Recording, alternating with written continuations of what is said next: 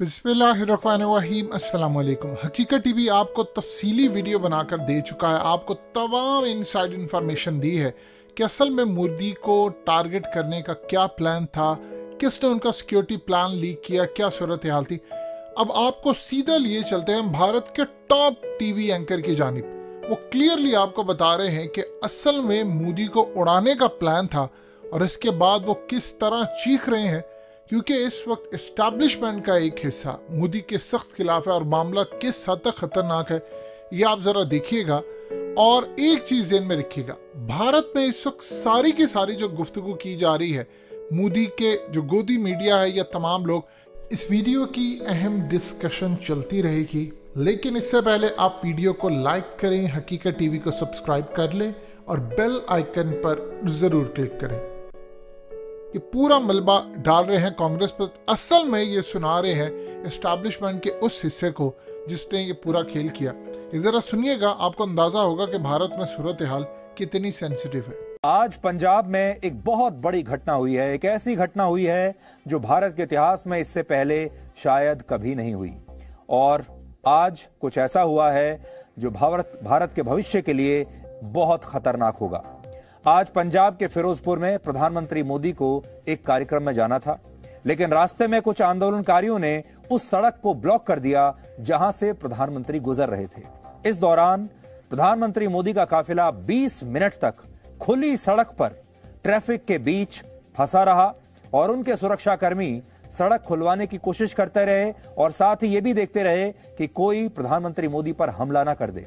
और आखिर में जब सड़क नहीं खुली तो प्रधानमंत्री मोदी को बिना कार्यक्रम में शामिल हुए ही वहां से खाली हाथ लौटना पड़ा, गाड़ियों को वापस मोड़ना पड़ा।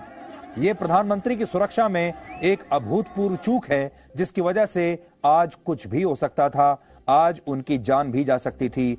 अपमान होना तो बहुत छोटी सी बात है, इसलिए उन्होंने वापस आते हुए, शायद इसीलिए उन्होंने हवाई अड्डे के कर्मचारियों को यह कहा कि अपने मुख्यमंत्री को धन्यवाद देना कि मैं यहां से जिंदा लौट पाया।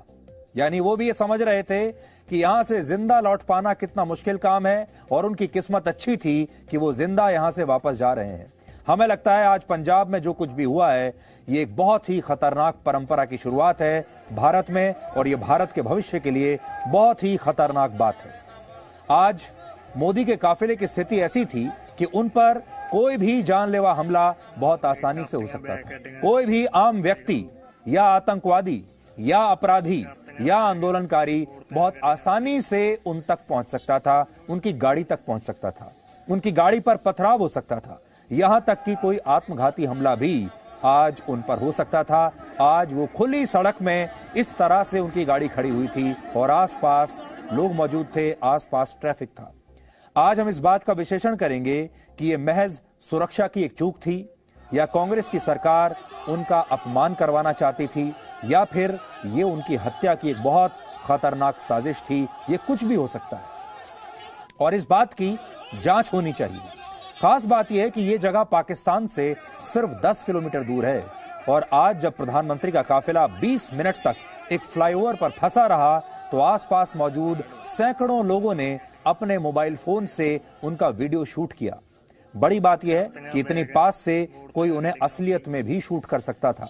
भारत ने अपने 2 प्रधानमंत्रियों को ऐसे ही खोया है और ये दोनों ही प्रधानमंत्री कांग्रेस पार्टी के थे। इंदिरा गांधी की हत्या पंजाब की खालिस्तानी ताकतों ने की थी और राजीव गांधी की हत्या भी ऐसे ही एक आतंकवादी संगठन LTTE ने की थी।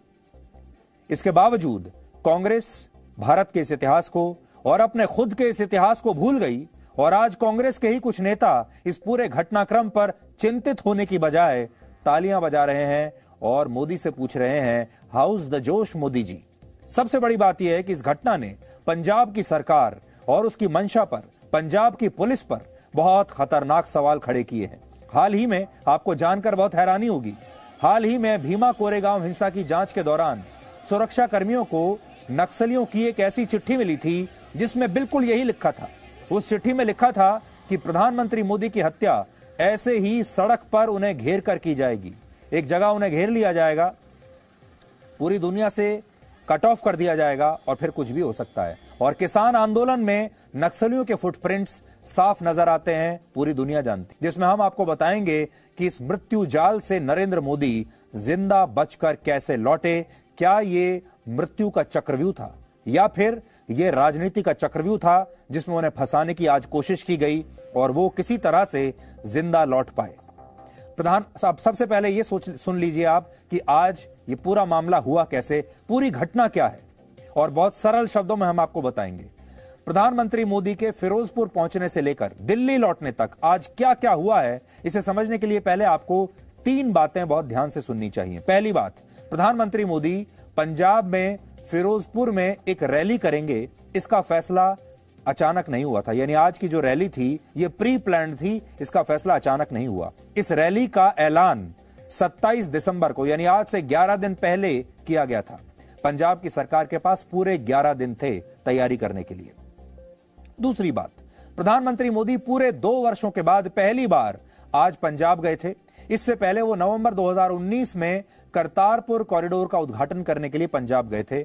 और तीसरी बड़ी बात यह है कि प्रधानमंत्री मोदी का यह पंजाब दौरा ऐसे समय में था जब पिछले महीने ही किसान आंदोलन समाप्त हुआ है और इस आंदोलन के दौरान उन्हें जान से मारने की धमकी भी दी जा चुकी थी। लेकिन इस सब के बावजूद प्रधानमंत्री आज फिरोजपुर रैली के लिए दिल्ली से रवाना हुए। वो दिल्ली से पहले भटिंडा एयरपोर्ट पहुंचे, यहां पर उन्होंने लैंड किया और यहां से फिरोजपुर लगभग 130 किलोमीटर दूर है। क्योंकि फिरोजपुर में एयरपोर्ट नहीं है, इसलिए यह तय किया गया कि प्रधानमंत्री मोदी को पहले फिरोजपुर के हुसैनीवाला गांव में स्थित राष्ट्रीय शहीद स्मारक पर जाना था, जो कि कार्यक्रम में शामिल था, जहां पर वो शहीद भगत सिंह, सुखदेव और राजगुरु की समाधि पर जाते। ये वही जगह है। ये जगह भटिंडा एयरपोर्ट से लगभग 140 किलोमीटर दूर है, जहां पर प्रधानमंत्री को आज जाना था। और फिर यहां से प्रधानमंत्री मोदी को रैली के स्थल पर जाना था, जो इस शहीद स्मारक से सिर्फ 17 किलोमीटर दूर थी। तो उनका जो प्लेन है वो पहले भटिंडा एयरपोर्ट पर लैंड किया और इसके बाद प्रधानमंत्री को भटिंडा से हेलीकॉप्टर के जरिए इस शहीद स्मारक तक जाना था। यहां से हेलीकॉप्टर लेना था। 140 किलोमीटर का सफर था, जो कि कुछ मिनटों का सफर था। लेकिन खराब मौसम और बारिश की वजह से वहां वो भटिंडा एयरपोर्ट पर उन्हें कुछ देर इंतजार करना पड़ा, क्योंकि हेलीकॉप्टर वहां से टेक ऑफ नहीं कर पा रहा था। बताया गया कि मौसम खराब है। उन्होंने लगभग 20 मिनट तक इंतजार किया और जब मौसम तब भी साफ नहीं हुआ और हेलीकॉप्टर नहीं उड़ पाया और बारिश भी नहीं रुकी, तो फिर प्रधानमंत्री मोदी ने यह तय किया कि हम वापस तो नहीं जाएंगे, अब हम सड़क मार्ग से फिरोजपुर जाएंगे। यह प्रधानमंत्री ने वहीं पर जाकर फैसला लिया कि हम अब सड़क से जाएंगे। और प्रोटोकॉल के तहत जब भी प्रधानमंत्री के कार्यक्रम में ऐसा कोई बदलाव होता है तो इसकी सबसे पहले जानकारी उस राज्य की पुलिस को दी जाती है। अगर पुलिस बदले हुए कार्यक्रम को लेकर सहमत होती है, यह कहती है कि हां, हम ये सुरक्षा मुहैया करा सकते हैं, रूट को क्लियर करा सकते हैं, तभी प्रधानमंत्री के काफिले का वहां से मूवमेंट होता है। और इस मामले में भी ऐसा ही हुआ। इसलिए बड़ी बात यह है कि असल में भटिंडा से उन्हें हेलीकॉप्टर से जाना था। खराब मौसम था, हेलीकॉप्टर उड़ नहीं पाया और उन्होंने यह तय किया कि अब वो भटिंडा से फिरोजपुर 140 किलोमीटर दूर गाड़ी से ही जाएंगे, जो कि लगभग 2 घंटे का रास्ता है। अब वो पंजाब पुलिस को इन्फॉर्म किया गया और कहा गया कि भाई आप सुरक्षा के पूरे इंतजाम कीजिए, प्रधानमंत्री सड़क मार्ग से जा रहे हैं। तो जाहिर है जो प्रोटोकॉल होगा उसमें यह भी होगा कि सड़क बिल्कुल साफ मिले, क्लियर मिले। लेकिन केंद्रीय गृह मंत्रालय ने अपने बयान में यह बताया कि भटिंडा एयरपोर्ट पर इंतजार के दौरान जब मौसम साफ नहीं हुआ तो पंजाब पुलिस के डीजीपी को, जो कि पुलिस का मुखिया होता है राज्य का, उसे यह जानकारी दी गई कि प्रधानमंत्री अब सड़क मार्ग से फिरोजपुर जाएंगे।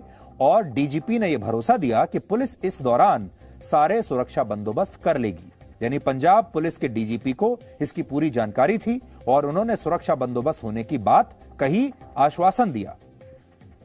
भटिंडा एयरपोर्ट से फिरोजपुर के शहीद स्मारक पहुंचने में किसी भी गाड़ी को कम से कम 2 घंटे का समय तो लगेगा ही, चाहे कितनी भी तेज चलाएं। और प्रधानमंत्री मोदी का काफिला भी समय से वहां पर पहुंचने वाला था, सब ठीक चल रहा था। लेकिन जैसे ही वो फिरोजपुर के हुसैनीवाला पहुंचे तो एक फ्लाईओवर पर उनका काफिला आकर फंस गया। और सोचिए, फ्लाईओवर पर ही फंसा आकर।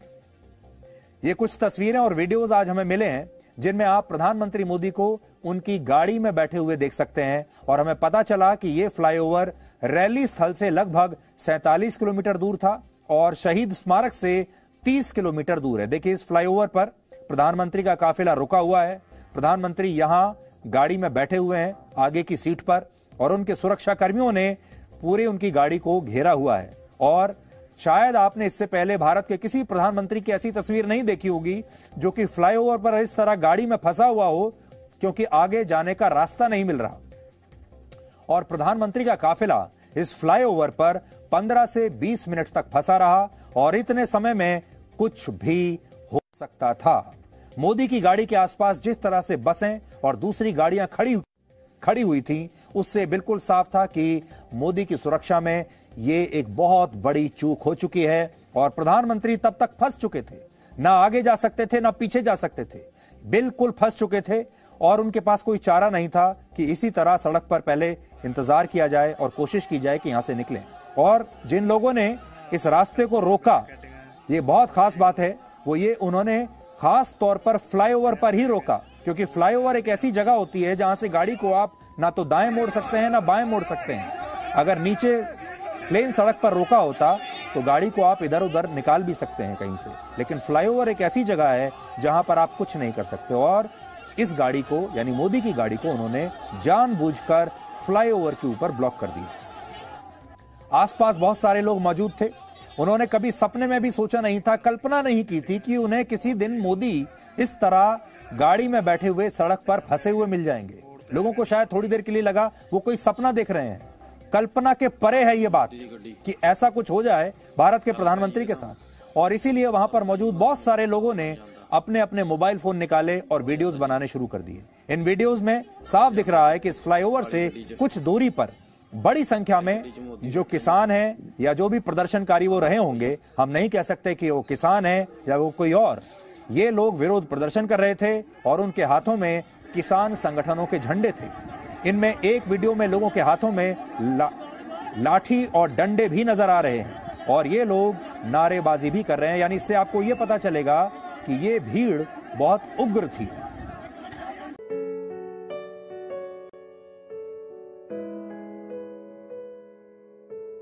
हकीकत टीवी को सब्सक्राइब करना मत भूलें, वीडियो को लाइक करें, शेयर करें और कमेंट सेक्शन में अपनी राय का इजहार जरूर करें।